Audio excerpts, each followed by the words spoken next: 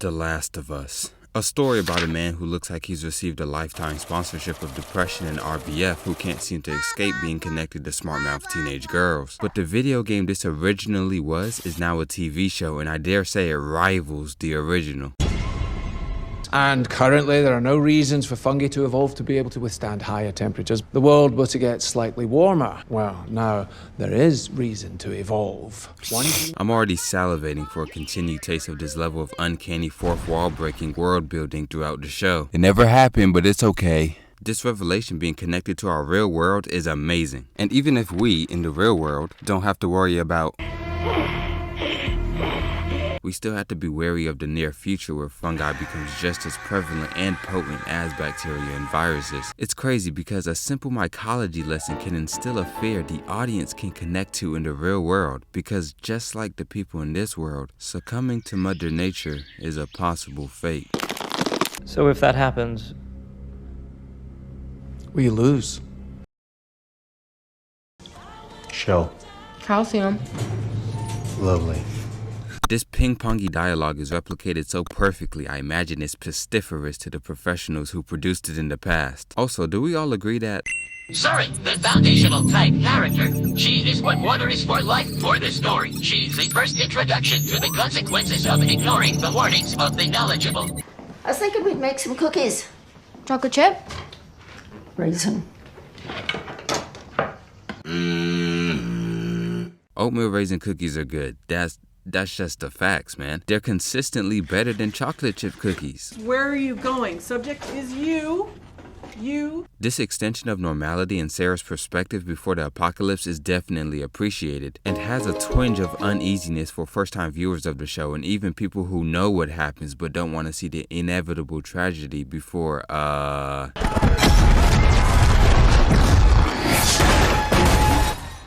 Come on. You come on. I know, baby. No, I know. Sarah's death is as sad as ever. I got a little bit teary-eyed watching it, and Joel pleading for Tommy added to the desperation, in turn making the scene sadder. A small improvement, but a simple and effective one. The contrast between Joel holding on to Sarah, then throwing a kid into the fire is easily the craziest character development. I know. More insight into what Joel does to sustain himself, and also how Fedra individuals operate. Count slowly and clearly from 1 to 10. You two, go to Southeast 3, now. Marlene has been characterized better as a leader in this version. People are asking what's going on, and I don't know what to tell them. Tell them to follow fucking orders. And she's way more commanding, aggressive, and assertive in this version. If Tommy responded, we'd know. And you're talking to the tower. Every day. A welcome character change, because one thing that is made clear is that Joel cares about his loved ones and doesn't know what cowardice is, and showing this side of him more prominently while still having him cold to the outside world makes sense, and is a perfect way to keep Tommy as a character more connected to the narrative. Joel has already failed to save his daughter, and now he's failed to save his romantic partner. What the fuck is wrong with you? You the fuck is what's wrong with society, you... Tess and Joel can't be romantically connected. This can't be. This wasn't implied in the game, right? This is not an oversight on my part, right? Joel is supposed to be no more than Tess's divorced incel buddy. I've got some things to say about this. Don't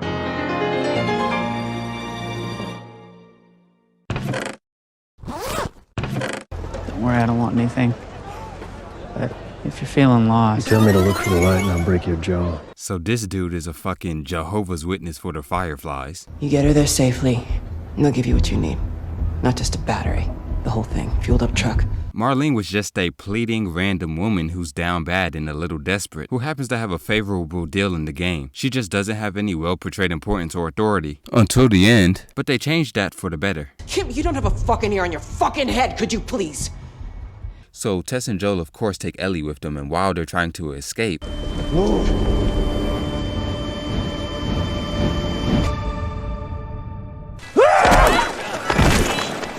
Did Joe just have a fucking trauma-induced anime flashback power-up?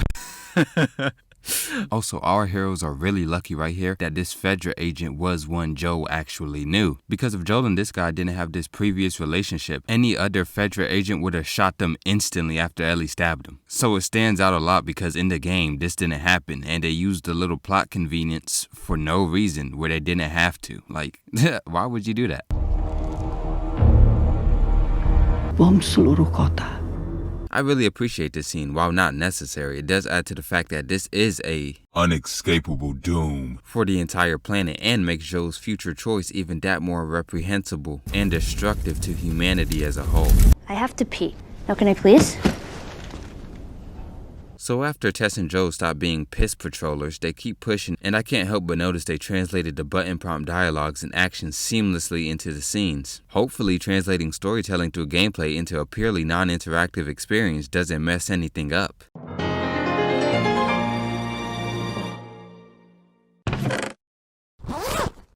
Nice knife.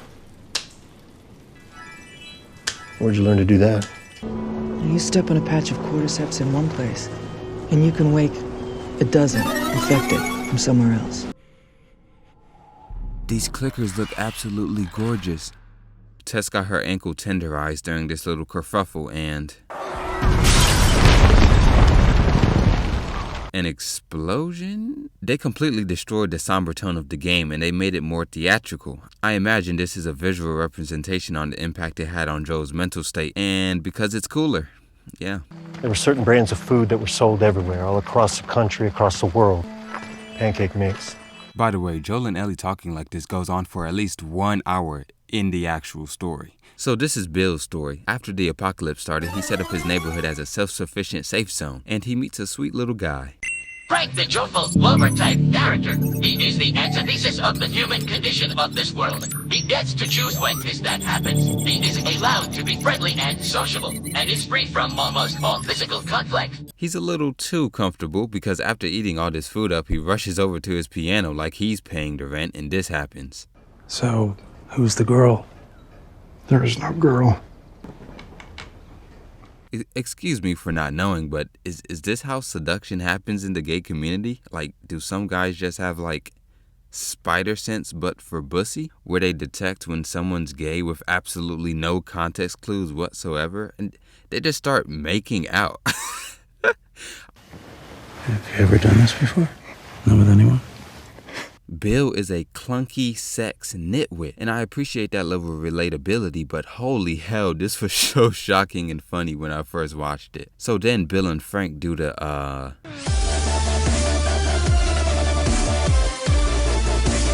My problem with this is if you looked at this gruffy man, no offense to Bill, and told me that any of his orifices were clean enough for entry, I'd call you a pathological liar. So a little turmoil happens in the future after Frank seduces Bill in mere seconds. And the government are all Nazis. The government are all Nazis! Well, also, they show the backstory of how Joel and Bill came to meet, finally, because in the game it's never explained, and I always wondered how it happened, and like, what are these favors Joel was talking about? The single thematic element most important to Last of Us is loss, and episode 3 adds to it in a way that's natural, funny, heartwarming, and chaotic. Episode 3 adds another strong and meaningful emotional anchor to a story that feels like it could use more at times.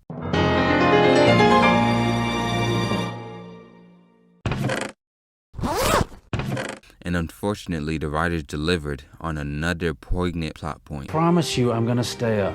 Why? Because this is my last day. Frank is at the end of the road and it's sorrowful. It genuinely made my eyes water for like 15 seconds.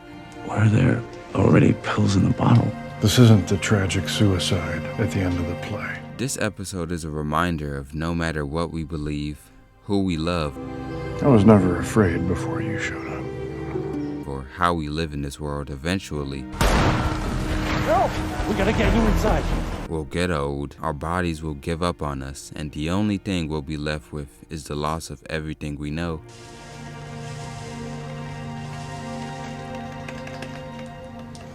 But in that, we can find comfort in sharing this same fate with people that are a part of us.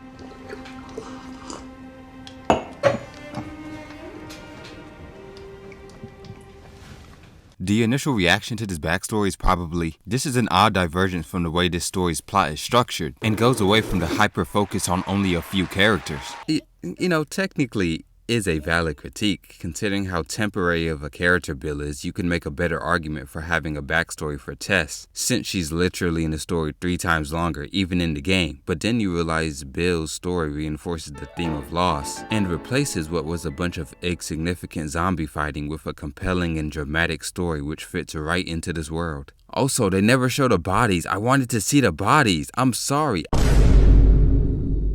The choice of the team to not show Bill or Frank anymore after this final scene, in a way, forces the audience to respect the passing of these characters. Also, missing out on the Ellie and Bill interactions, while kinda sad, is actually a net positive because we still get the magnum opus. Why are all these pages stuck together?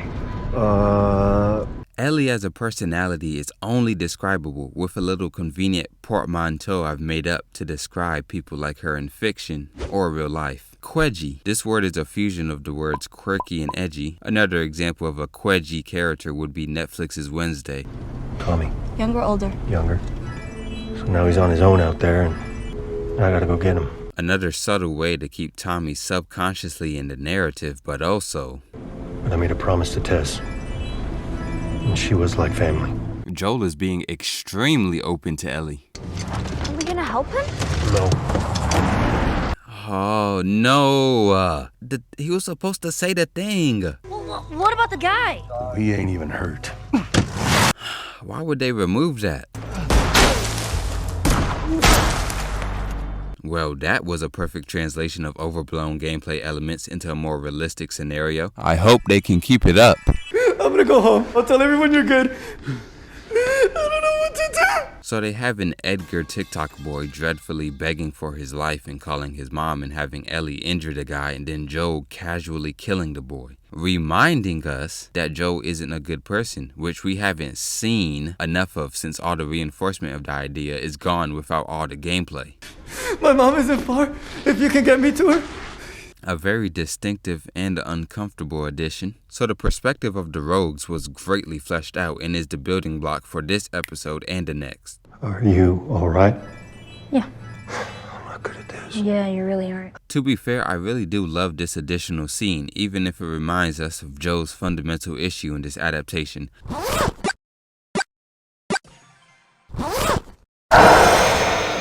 Every time this Jolly Rancher item activated, it was pointing out how they had made Joe more interested, comfortable, and friendly with Ellie way earlier in this version, which diminishes his character development later just ever so much. With the most egregious destroyer of Joe's character being his romance with Tess, Joel is still majorly antisocial and indifferent towards the world in the show. Why is he in a romance? It's not as bad as ignoring his repression for the flashback power-up, however, because that actually did reinforce how Joe wishes it would have went with Sarah, and it further enforces how fundamental Sarah's death was to Joel. However, if this removal of repression were consistent, Joe wouldn't have been able to throw a kid into the fire, since holding this kid would have reminded him of the situation with Sarah. But it's not consistent. Did you know diarrhea is hereditary? It runs in your genes.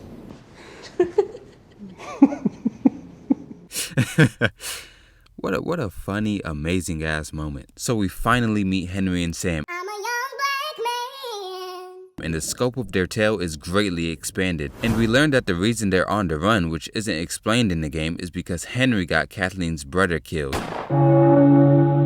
And she, the leader of the rogues, wants revenge. The Last of Us has a narrative tighter than the relationship between anime fans and fictional children. And I feel maybe it's too focused to the point where it didn't utilize all of its potential. However, with the hefty extension of the world, this story gains more emotional beats that it needs, since the game has only about 1, 2, 3, 4, 5 major ones, with the show almost doubling that amount.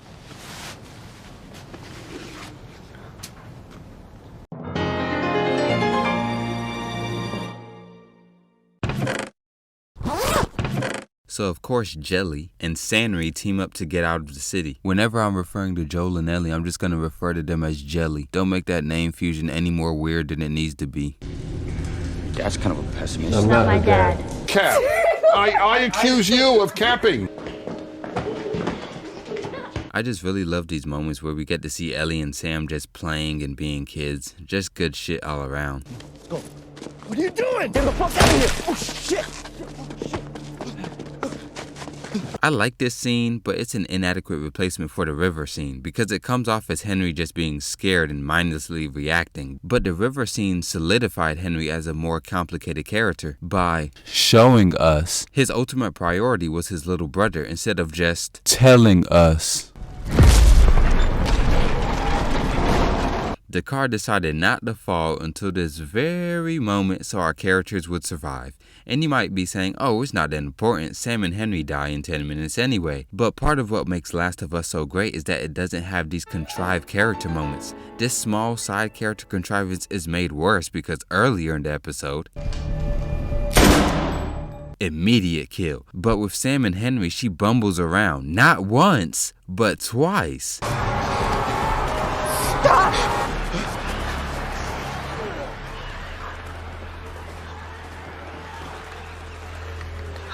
Plus, she would have killed Ellie, which is an important detail enough to mention that doesn't make this point seem trivial. This scene just sticks out like a sore thumb because Last of Us doesn't have many moments like this. Our plus-sized cordyceps representation couldn't have been at Bill's, so it's here, and so this contrivance ruins this awesome cameo just a tiny bit. His medicine. What a great scene, but on the other hand...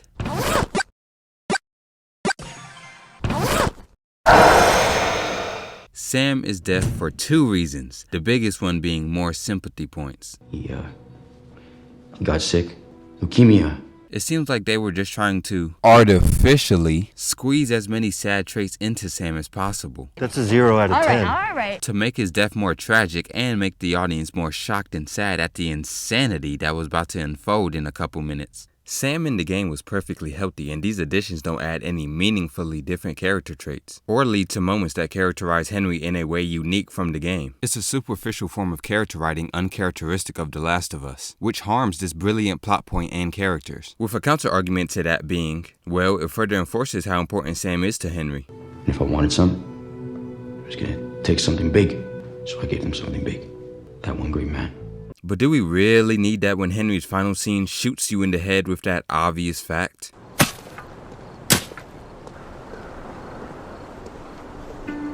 What a nice touch, because in the game we never get to see what happened after Henry's demise. Sam and Henry evoke a revelation to the audience. What defines our lives is not the presence of a purpose, because we're bound to procrastinate or take it for granted. Can you just rest here for a while? Wouldn't be so bad to wait the light out a bit. But the fact that we don't have an absolute loss of it.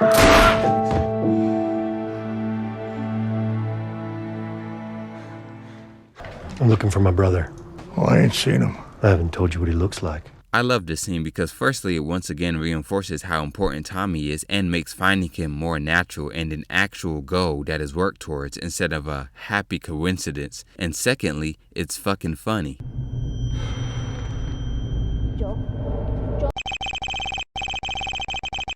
Well, Maria is family, actually. I have the perfect image to describe both Joel and Tommy in this adaptation. Collective ownership. So, communism. Nah, it ain't like that. We're communists. Oh, no. This can't be. Why, Lord, why? Can you the shit that I've been through, Tommy, trying to find you these last few months? I'm gonna be a father. Unlike the game where Tommy's persistent stubbornness caused this aggressive conversation, Tommy being a dad adds more of a concrete, logical reason for him not to go and help his brother. It's all I've ever done.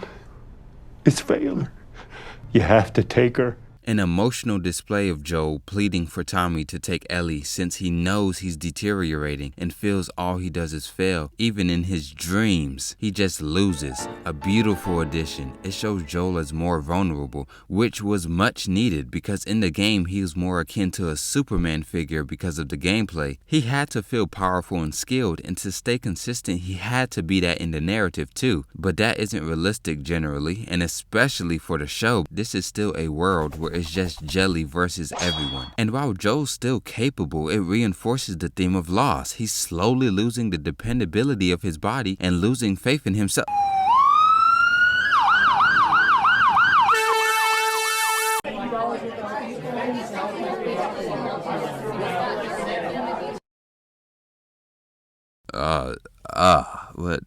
What happened, Doc? Well, the show you were watching added a scene so brilliant you passed out from shock. You should be fine in a couple days. You might realize one of Joe's core inner conflicts is one of the rational mind versus the emotional heart, and you see that perfectly here. I was so afraid. You're still strong. You said it yourself. You'll come back. In real life, the best way to deal with this kind of conflict is compromise. For example, the best thing for Joe would be for Tommy to come with him on the adventure with Ellie. But of course, reality isn't always so simple. But cutting out Ellie's runaway scene apparently was. The argument was done perfectly. However, Ellie's horsebacking away is amazingly conflicting. Her worst fear is being alone, but she separates herself from everyone and insists on doing that even when there's potential for danger, which is a great way to convey how profoundly hurtful this was to her. Either that or she was just pissed and wanted to get away. But our word of the day for this video is pretentious, so I had to honor that. A deep breath in, slow breath out. You squeeze the trigger like you love it. Also, don't get offended by that little joke. Jelly was really lucky none of these raiders had guns when they went to this university. Even though it's a potentially dangerous place, the game did it better, what can I say? Joe? Joe, no, shit! Joe died of too much plot convenience. Leave. Shut up, Joe. Take the gun. Joe, shut the fuck up! Go. I'm sorry, this isn't funny, but I saw this and it made me think about this one picture. I love how they kept Joel awake in this interaction. It really solidifies the desperation and helplessness of the scene. So they decided to insert Ellie's backstory into this episode, and I never played the DLC because after I beat the game, I just couldn't engage with the gameplay anymore. I couldn't take it. I was playing for the story anyway. So then we meet Riley, the tragic best friend type character, with the choice between being groomed by the repressive military or dysfunctional revolutionaries. She chose the latter. No one can see shit but us. Just me and you. Do you really know how cool it would be to explore an abandoned, semi-functioning mall with your favorite person? Like, can you imagine that? How top tier, right? This backstory is paralleled with this scene. Once again, reinforcing Ellie's fear of losing someone close to her again. Man, it's the simple things in storytelling. James, lower the gun. Did you catch that? A detail you might have missed. Ellie left her entire flank exposed and didn't have a visual on the entrance. This is a small detail, but when you compare her to Joel, you see that he always faces the entrances. She isn't entirely sure what she's doing yet, and it's shown perfectly. Is it just me, or does this lady look eerily similar to Abby's friend in part 2? And all I want, a friend. Y'all know how queer-coded characters exist, right? If you don't, it's pretty much characters who act in certain ways that are common traits found in queer people in real life. I'm about the bar, I've been coming up. So in saying that, I have a question. Is David pedophile coded?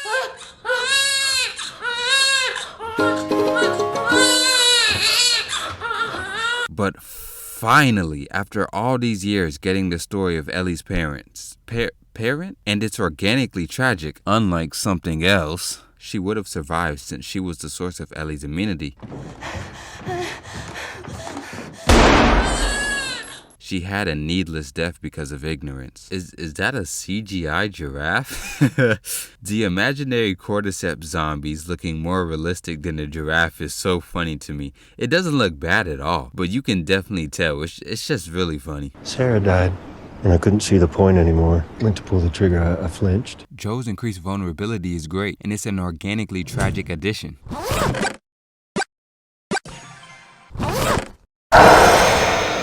They made Joel's rescue mission for Ellie much more somber and much more flawed. This entire scene is missing the story through gameplay elements. In the game, it's an objectively dangerous small-scale war where it's literally Joel versus the world. And it feels like a genuine struggle-filled battle because throughout the mission, the majority of players get damaged, run low on supplies, and most likely die a few times. But the show, of course, doesn't have any of that tension or realism the game had. I mean, Joel takes out at least a dozen armored and trained men who fight Fedra men regularly, and he comes out without even as much as a scratch. But when it's a random teenage raider in over his head, he has to have Ellie literally save his life. And that's not even mentioning David's random lackey that got Joel pretty good. But to be fair, when the game has you killing a generation's worth of men every 30 minutes, it does make Joel's actions feel much more casual. And the show's much more sparse use of murder makes Joel's killing spree feel that much more jaw-dropping, incorrigible,